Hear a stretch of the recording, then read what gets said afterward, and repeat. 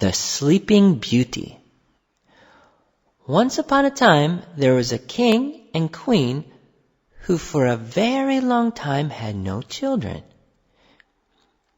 And when at length a little daughter was born to them, they were so pleased that they gave a christening feast to which they invited a number of fairies.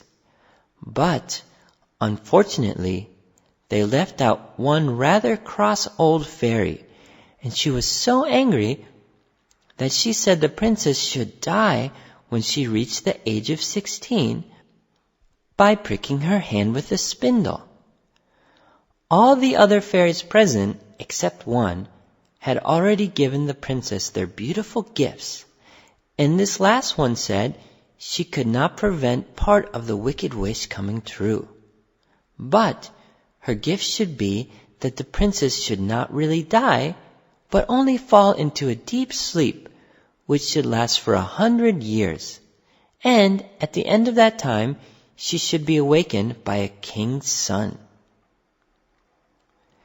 It all happened as the fairies had predicted.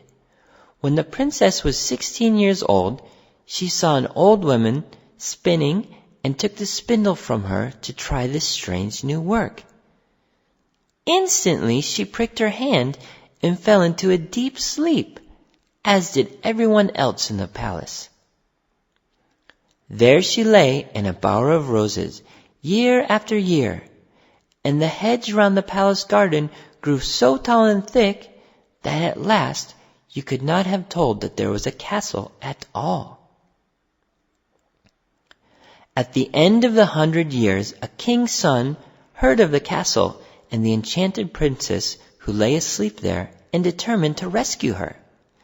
So he cut his way through the thick prickly hedge, and at length he came to the princess. When he saw how lonely and how sweet she looked, he fell in love with her, and stooping, kissed her lips. At once she awoke, and with her the king and queen and all the courtiers, who had fallen asleep at the time. As the princess was as much taken with the prince's appearance as he was with hers, they decided to be married.